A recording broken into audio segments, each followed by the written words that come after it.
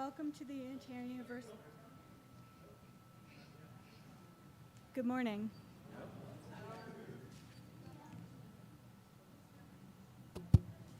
There we go. Good morning, and welcome to the Unitarian Universalist Fellowship of Wayne County. We are a diverse congregation that welcomes you as you are, regardless of your age, ethnicity, sexual orientation, gender identity, economic status, or physical ability. We come together to seek deeper meaning and understanding from each other and the world around us. Your presence here today is a gift that brings us closer to that understanding. We are an active community that lives its values beyond the hours of Sunday service, and I would like to call your attention to the following. If you'd like to fully participate in voting in our annual meeting, you will need to become a member before April 22nd. Talk to Karen or Reverend Walter if you are interested. If you are a member of the fellowship, please try to attend the annual meeting on Sunday, May 18th after the service. Our spring landscape workday is scheduled for Sunday, May 15th after the service. If you want to help with the landscaping, come dressed to garden. Ruthie and the landscape committee have a list of spring cleanup tasks, and we could use your help. Let's thank Rachel Deere for the beautiful flowers that welcomed us this morning. If you would like to find out more about these activities, feel free to ask Karen Skubik, our membership coordinator, after service.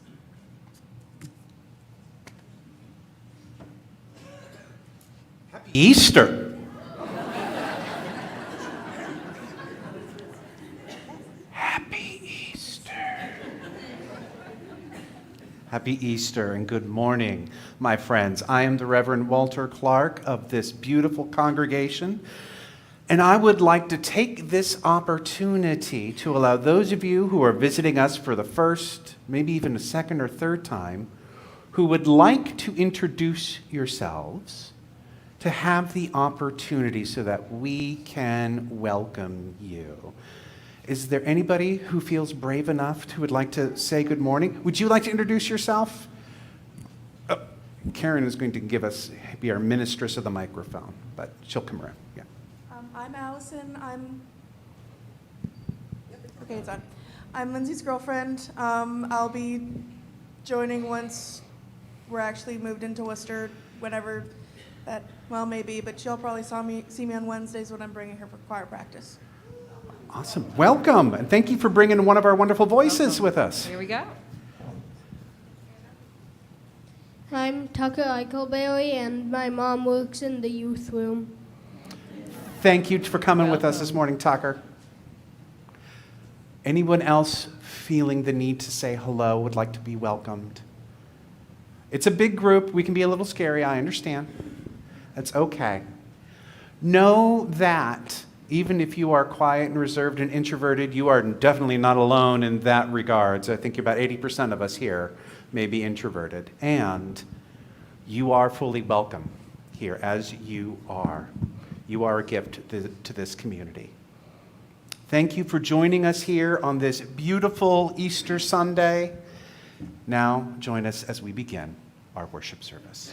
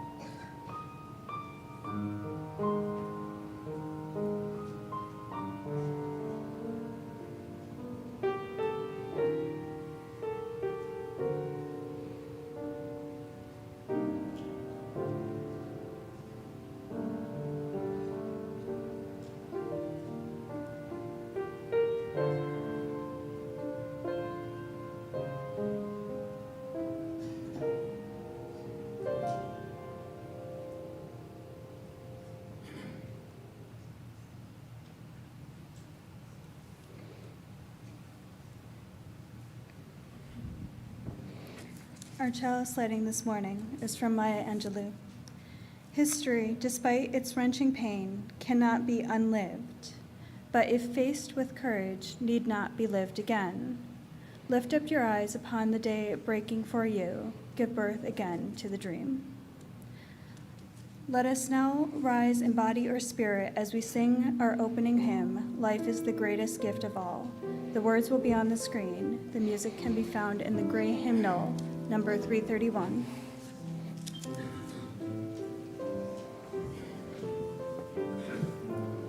Check.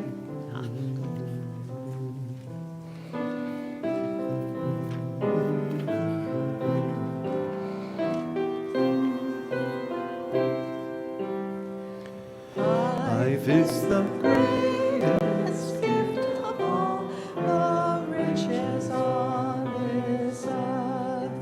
Life and its creatures, great and small, high and lowly birth. So treasure it and measure it with beads of shining worth. Is the greatest of gifts.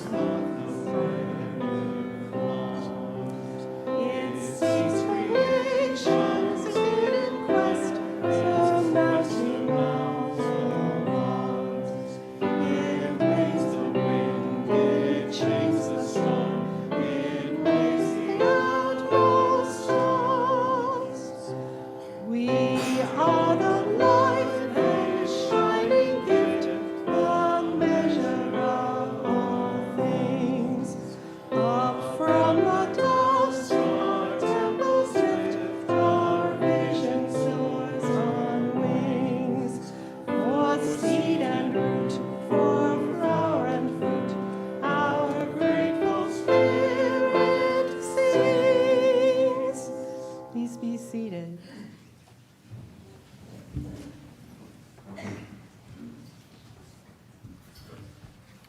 Good morning, everyone. My name is Jenny Papp. I'm the Director of Religious Education here. And it's lovely to see so many here this morning. You never know what's going to happen on Easter. So I'd like to invite all of the people who are interested in getting a little closer to our story this morning. I'm going to do it a little different again today. So there are seats in the front row, and I've got carpet squares. So if you want to come on up and get a little closer, you may, and grab a carpet square if you want to sit on the floor or sit in the chairs.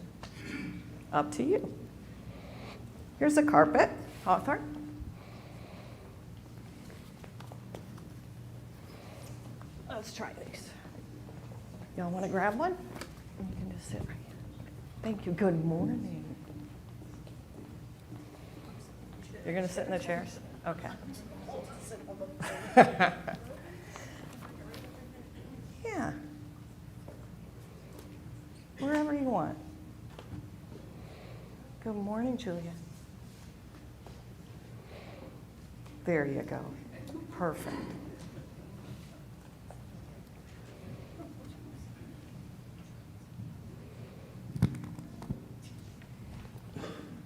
So, does anybody know what today is?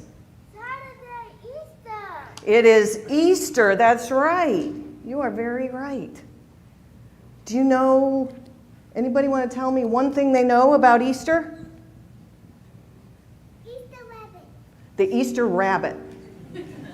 Anybody else have anything they want to tell me they know about Easter? You get like candy, like a whole basket full of candy. You get a basket full of candy. Did you get a basket full? I didn't get a basket full of candy. Christians believe it's when Jesus rose from the dead. Thank you. Yeah, Tucker. Christians believe it's when Jesus rose from the dead. Anybody else have anything they want to tell me? One thing you know about Easter? Wow, okay. You don't know anything about Easter either? Okay. Yes, we said it all. We've said it, candy, bunnies, and Jesus. Okay, well, okay, we've covered it. I'm done. Thanks. So this story about Easter, for our friends and neighbors who are Christian, is a really important story. Some would say probably their most important story, okay? And it comes from their Christian Bible, and it tells about the last days of Jesus. And it was called Jesus of Nazareth because there were more than one Jesus, and so this was the Jesus of Nazareth, okay? And he was a Jewish prophet. And a long time ago, a couple thousand years ago, there was a ruler named Pontius Pilate. He was a Roman ruler, a very cruel Roman ruler, and he ruled all of Palestine. And at that time, also, Jesus, the prophet, was traveling around telling stories and sharing a message to the people that were the most marginalized. The poorer people, the people who were sick, the people who were not in charge, who were not in power. And he was telling a message of hope and love, and the message that God loved everybody and that the kingdom of heaven was for everybody. Well, this made the people who were in power a little nervous because lots of people liked that message. And so lots of people started following him, literally from place to place, showing up. So they were his followers. And there was a time when Jesus decided that he was going to go into the big city, Jerusalem. He was headed to town. And so he went into the big city to share this message. He knew it was really dangerous. And his friends that were going with him, they all knew it was a dangerous thing to do because there were sharing that message in this big place where the rulers were at was going to be scary. But they knew that those people there still needed to hear that message too. Okay?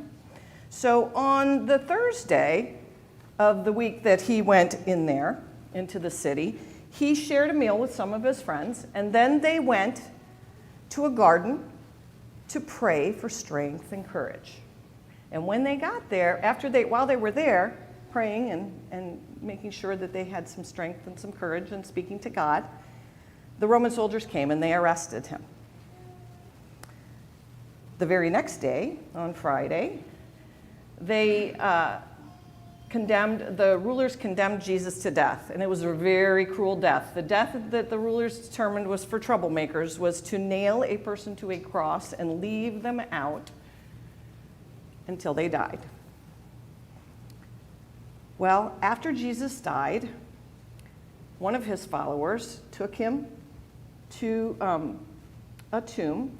They have ceremonies in their faith that to prepare the body. And so he prepared the body and put it in a tomb and rolled a big heavy rock in front of the tomb. Okay?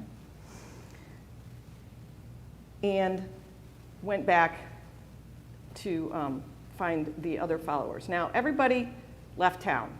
They were afraid they were going to get arrested too. And they were feeling pretty hopeless, pretty scared. And so they all scattered to the wind. 3 days later, there were some women who took on the task of doing what needed to be done by going back out to the tomb, and they had some oils, spiced oils and things that they were going to anoint Jesus' body with. They knew it was going to be hard to move the rock. They were talking about that on the way there. How are we going to move this rock? And when they got there, though, the rock was moved, and Jesus' body was gone. And they were very frightened. They didn't know what had happened. They went back and they told everybody what had happened and let people know. And as they all were gathering together, talking about what's happened, why did this happen, they also started sharing Jesus' stories amongst themselves. The stories that he told them and the message that he gave them about hope and about love, and that everyone was welcome in the kingdom of God.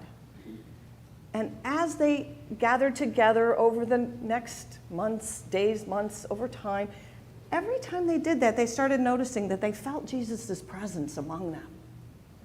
And that they felt like Jesus' spirit was right there with him, right there with them. And they thought that, they used the term resurrection. They thought he'd been resurrected. That's a big word. They thought he'd been born again.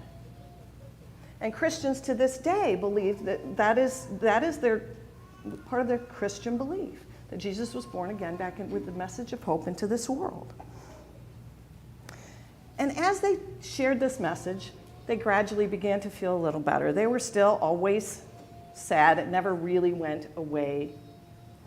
But they knew deep in their hearts that love was stronger than that cruelty and the terrible things that had happened, and that Jesus' message of hope and love and welcome was with them still, and that his spirit lives on today.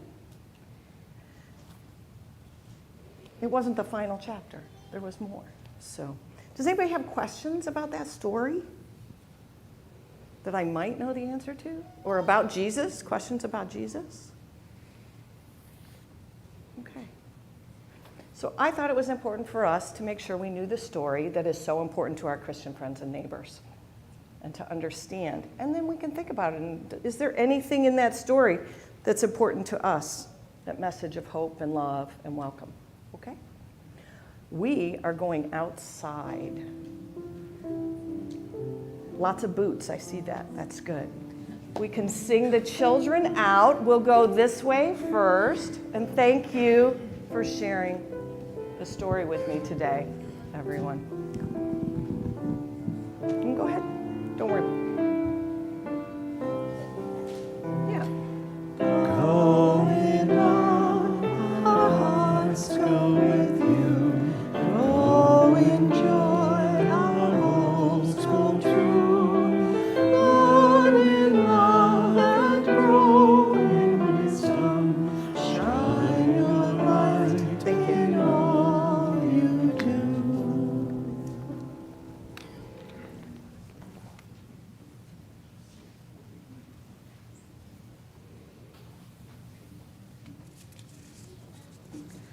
Our commitment to this community is spiritual in its essence, yet we are physical beings also. Our bodies and our minds require the support of our finances and our skills to make this a place of growth, practice, and nurture. People contribute financially to our fellowship in a variety of ways. This morning and throughout the month of April, donations to the UUFWC that are not designated for another purpose will be split with the breakfast program at Trinity UCC. In grateful appreciation of our shared hopes and dreams, the morning offering will now be received. The offertory music this morning is going to be on the screen shortly.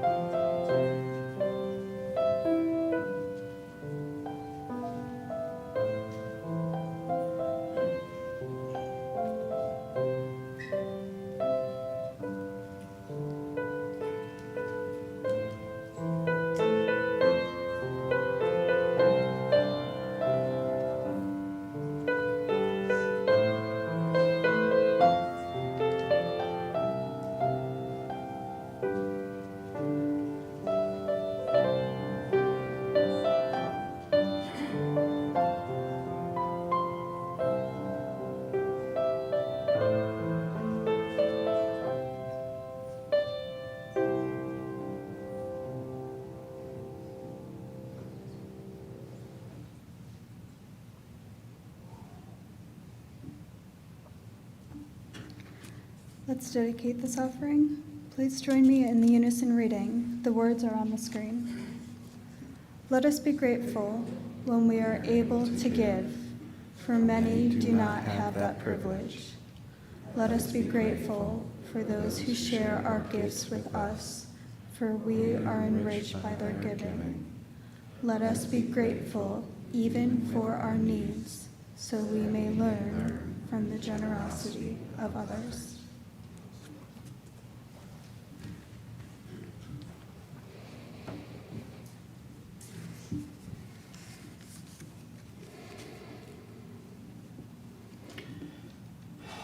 Let us take a breath together. Breathe in deep.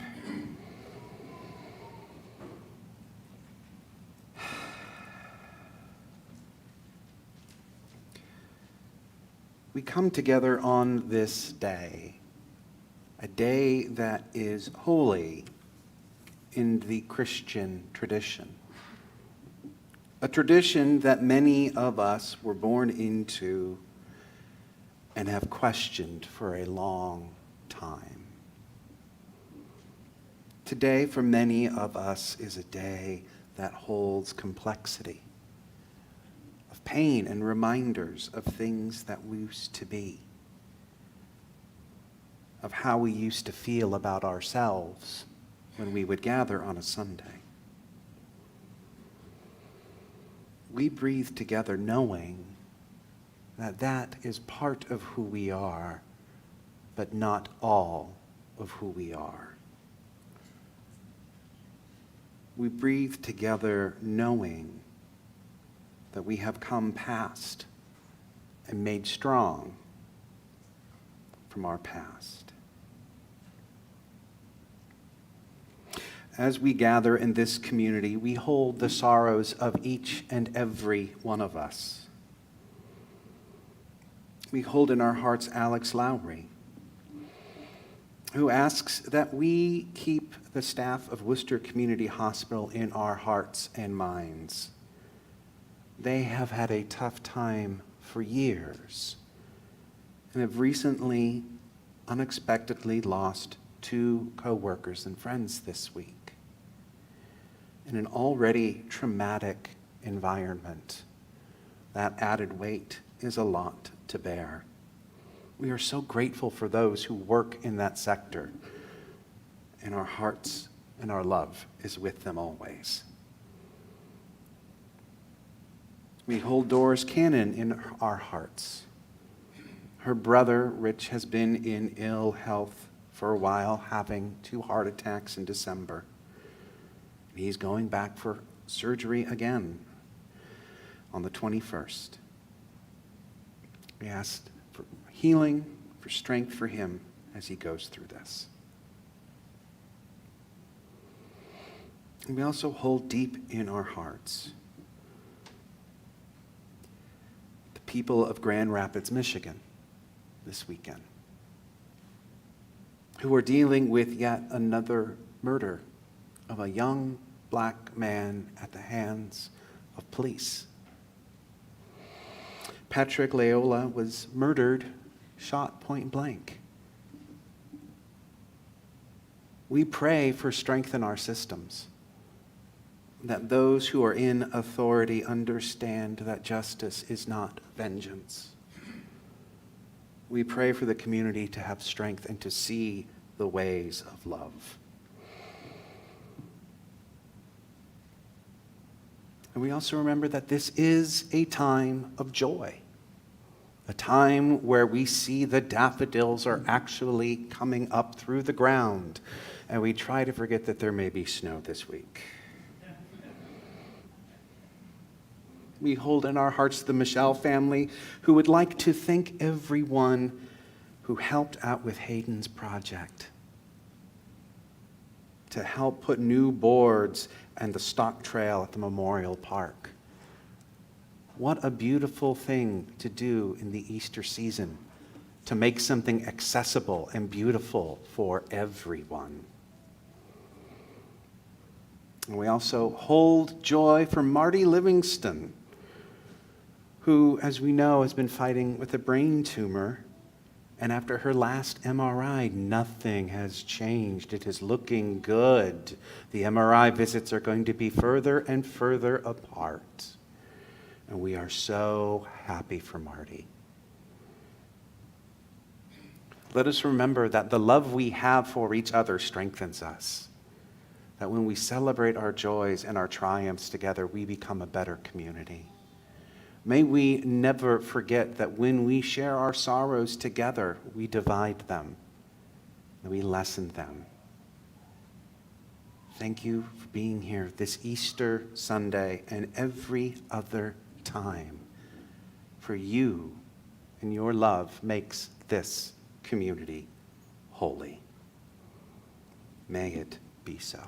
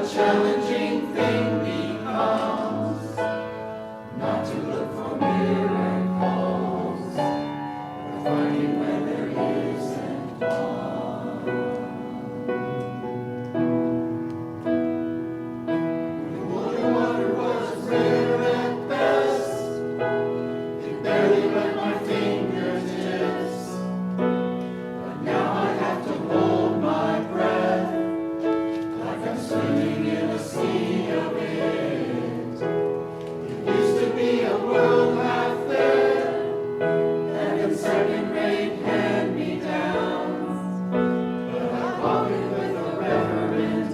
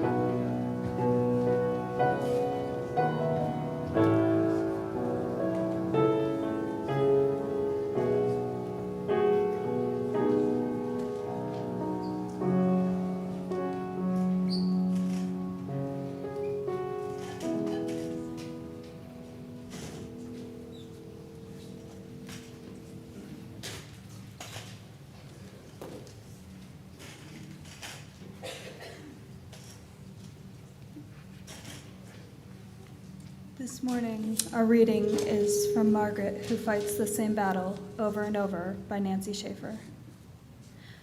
Listen, when you quarrel with God, you are really quarreling with those who come after God. It's not God who taught you a certain prayer or said reward lies in only one direction. It's not God who said reward rather than embracing love, which is everywhere. Not God who taught you to hate God, shun God. Those like you, two-legged and mortal, did this. Those also hurt, in turn, by others before them. You can leave off this quarreling. Just begin again with yourself and God. You can choose a different name for the holy. Stop cringing when I say mine. Each is only a word for what can't be said, the barest beginning, a glimpse. The rest you may do in private. But see, what you do there in private shows. What you come back with is written all over you. It doesn't matter what the particular word is, only that you have been there to fetch it, only that you have returned there often, opening yourself to everything that makes it. Those who taught you what to pray and how to pray wrong, if what they taught you you hate, you can begin again.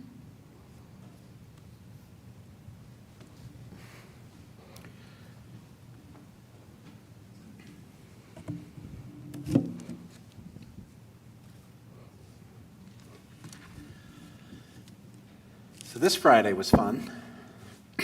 It's an unusual Friday for this liturgical calendar. It's one of those rare times. You know what I'm talking about? We had 3 major religious events all overlap, right?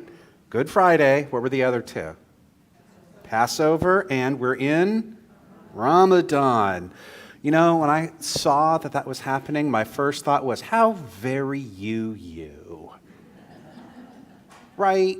Isn't it great that 3 major religions can share the same space like that? Right? It's just beautiful. And this is what we talk about, right? How many of us remember, we're here when Jenny Papp talked about Ramadan, and we learned, if we didn't already know, we learned about that, right? That was cool. That was kosher. We all appreciated that. I even understand that this community used to hold a potluck/Seder dinner, right? Okay, and I think that's wonderful, having that love and respect for the Jewish tradition. I do think a better way to approach it going forward is to talk to the people at the temple, Knesset, and ask them if they would invite us. Because if we want to really see how the Jewish tradition is done, we should ask. And from what I've seen from them, I've interacted with them, they're pretty awesome folks. So I don't think they'd have a problem with that, right? And didn't we not too long ago talk about Yoster and this goddess who turned a bird into a rabbit, which is now how we get those delicious Cadbury eggs? Right? Right? We love all of these different faiths and talking about all of these different traditions, except there is this one that we don't talk about. Now, I want you to know I get it. I totally get why nobody wants to talk about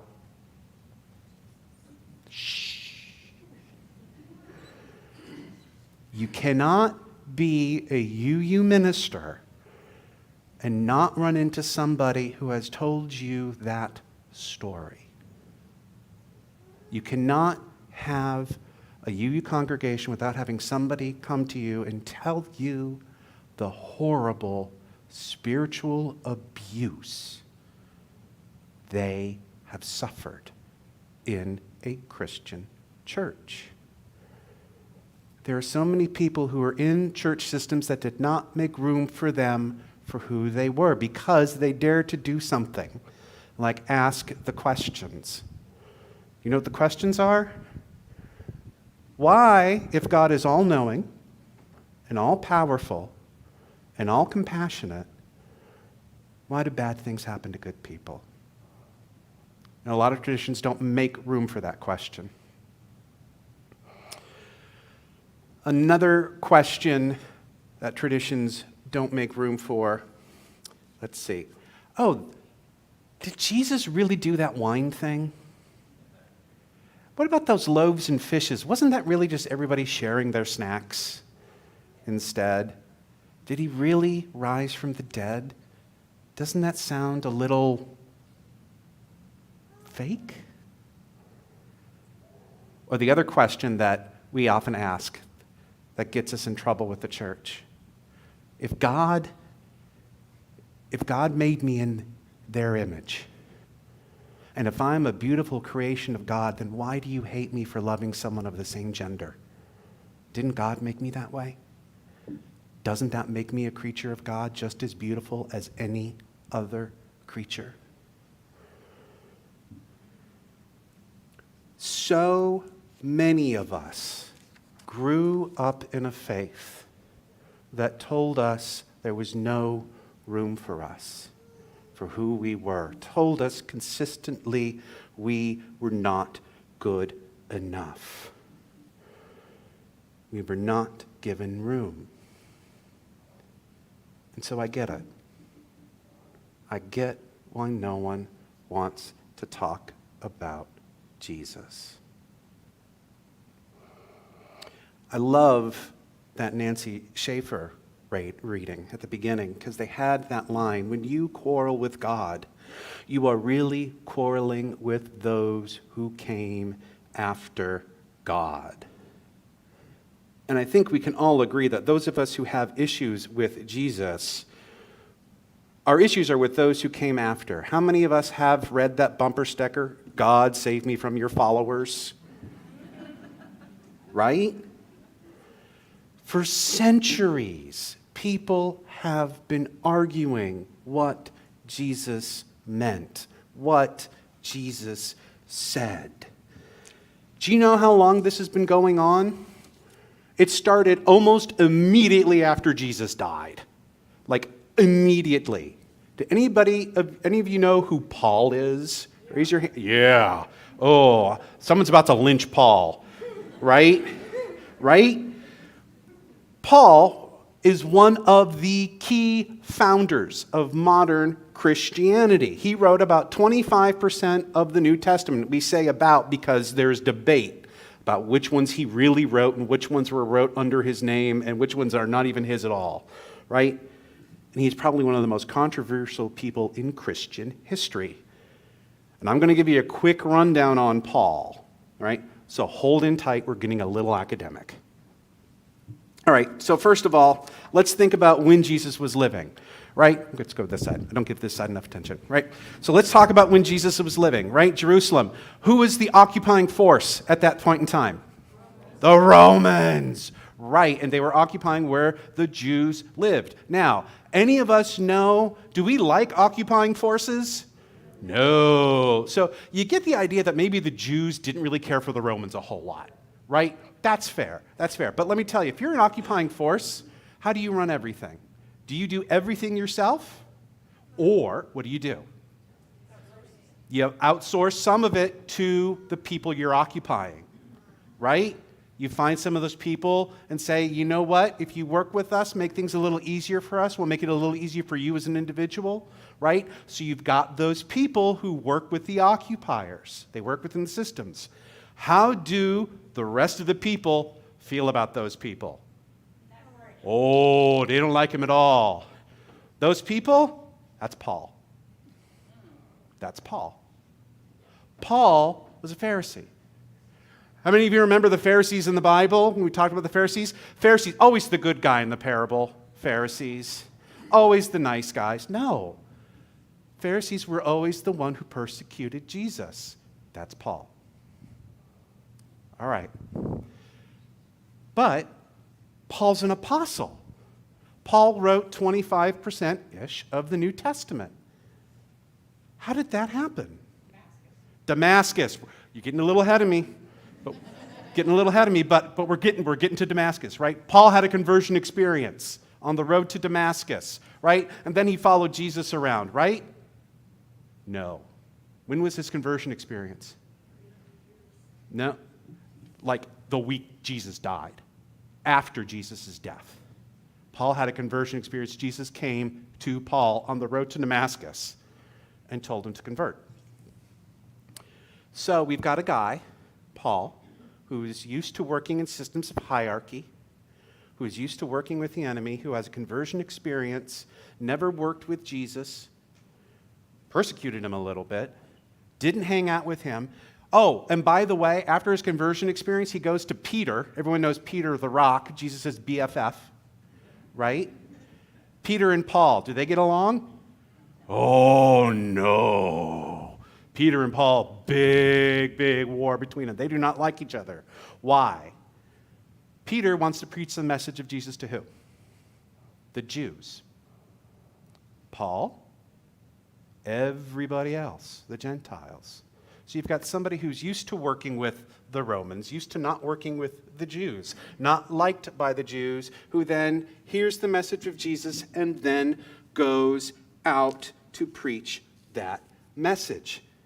Never once being in the conditions of being one of the poor Jews that Jesus was.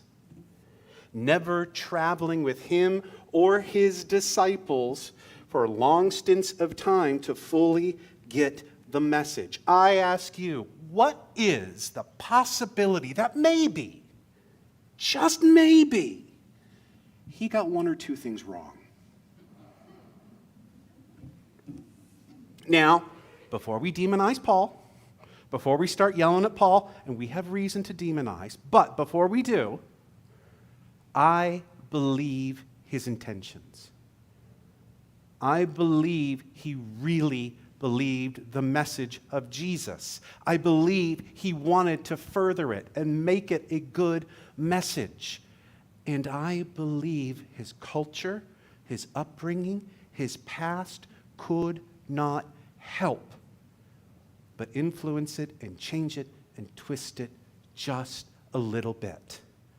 Good intentions, yes. And also, you have to remember one other thing about Paul. Paul thought the world was ending. He thought Jesus was coming back real soon, right? We talk about eschatology, the idea that the world is ending. We know a lot of faiths have an eschatology, right? The second coming and all of that. Paul believed the world was ending like next week. Yeah. How do you plan for a religion when you think it's going to end, right? How many of us remember COVID when we thought we weren't going to be doing anything in the building, so we didn't make plans that way?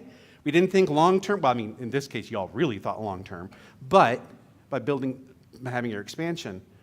But when you think something's not going to be around, you don't make huge plans for it, right? So when people are saying, well, how do we run all these churches you planted? I don't know, just do something. It doesn't matter. Just real quick fixes, right? Well, the women want to preach. They don't need to preach. The world's ending. Well, that message stuck a little longer than he planned. You think, So there is a tradition that is almost immediate of taking a message and filtering it through your own experience and maybe getting some parts of it wrong. So let's put Paul aside. Let's put some of this stuff from Paul aside. Paul wrote 25% of the gospel. You know what he didn't write? The red letters. How many of you had Bibles with red letters in them? What do the red letters mean? What Jesus said. Paul, his little missives, they don't have red letters. First 4 books of the New Testament, Matthew, Mark, Luke, John. There's your red letters. That's what Jesus said. Right? And we've got some good sources on that. I can tell you the history about how they found all that stuff. They basically wrote down Jesus' tweets. That's a whole other sermon. But we know what he said. We know the messages of Jesus. Have you heard that it was said, you shall love your neighbor and hate your enemy? But I say to you, love your enemy. Pray for those who persecute you. Jesus said that. You have heard it said, an eye for an eye and a tooth for a tooth. But I say to you, do not resist an evildoer. If anybody strikes you on the right cheek, then turn the other. Jesus said that. Red letters. The Sermon on the Mount, right? The greatest hits of Jesus. That's what his message was, the keystone teachings. This was not a vengeful man. This was not a man who hated. This was unconditional love. His words were, vengeance is wrong. Love your enemies. We all know that parable of the Good Samaritan, right? The biggest one in loving someone who doesn't seem to be worthy of love. Perhaps one of my favorite parables, though, is one of the weirdest ones to understand. It's the master in the vineyard. So, I'm going to paraphrase this. This is not the actual wording. I'm Walterifying it a little bit. This guy owns a vineyard, right? And he's got to harvest all of his grapes that day. So first thing in the morning, what does he do? He gets some day laborers. He gets some people who out and go work in the fields. He's like, I will pay you a good day's rate to come work these fields to get these grapes out. No problem, boss. We'll do it. He's looking at his fields at noon. Oh my gosh, they are never going to get that done in time. I don't have enough people. So what do? Get some more people. 12 o'clock, get some more people. Come on, help me out. Get these all done. 3 o'clock runs around. Same thing. Oh my gosh, they are not going to get this work done. Get some more people in. 5 o'clock, still not going to work. Get some more people in. 9 o'clock, it's late. Whew, everything's done. Thank goodness. All right, time to pay everybody. And he pays everybody. From the people who started at 7 to the people who started at 5. Same amount of money. Everybody gets the same amount. Question, how does that make y'all feel? Is that fair? Oh, how many think that's grossly unfair? Right? How many are cool with that idea? I don't see a hand go up. Most of us are not cool with that idea. Totally understand that. Totally get why. Jesus loved that idea. Let me tell you why.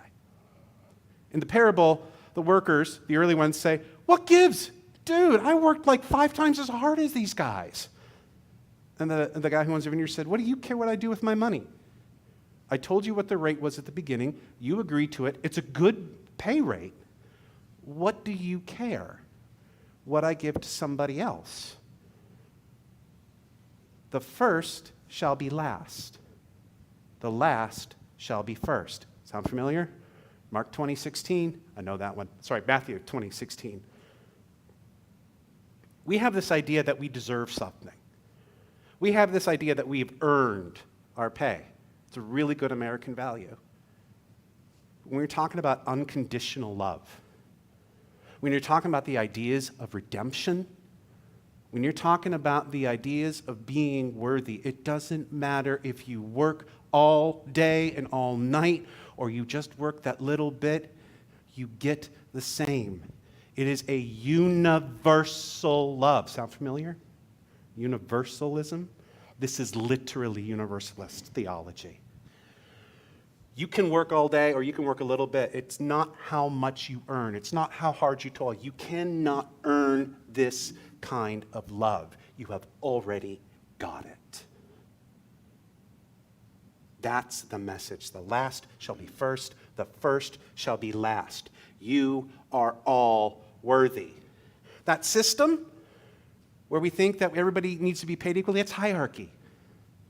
Jesus hated hierarchy. Do you know why? He lived under it. He was oppressed. He wanted to get rid of that.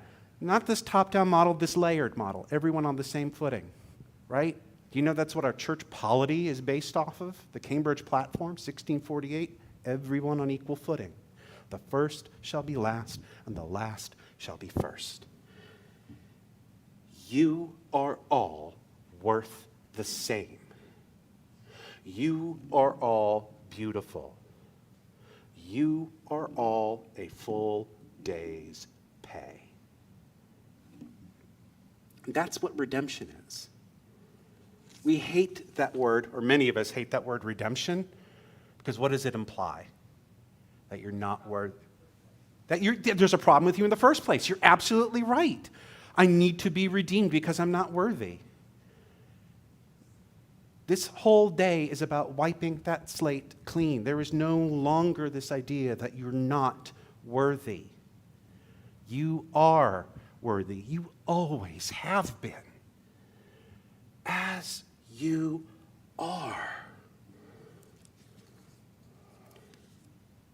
We all know, on some intellectual level, those of us who came from those damaging faith traditions, on an intellectual level, we know we're all worthy. And it still hurts.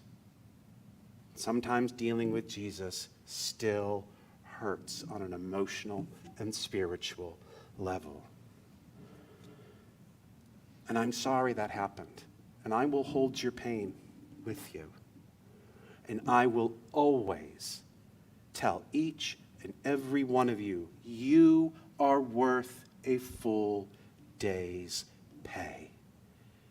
You are worthy. Never, ever forget that. May it be so.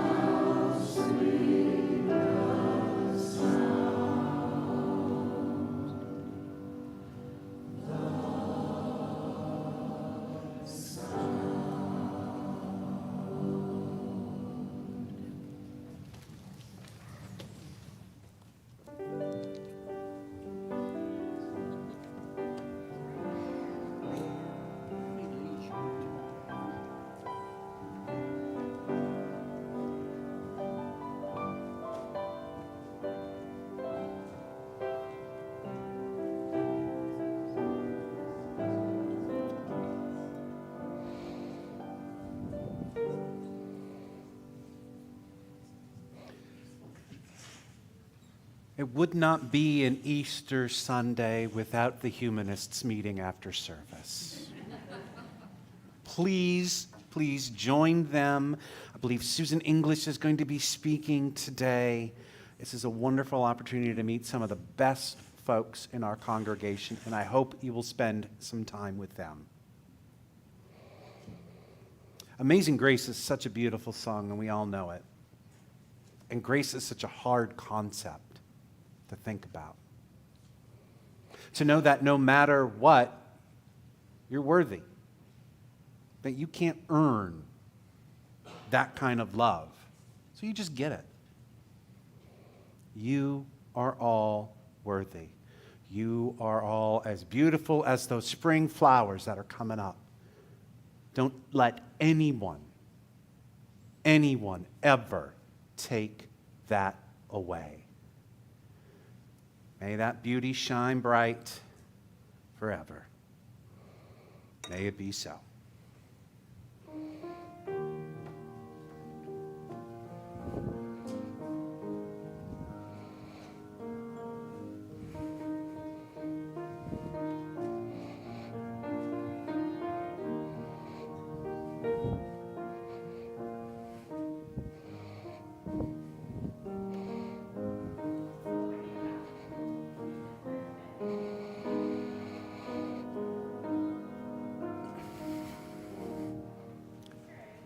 Yay.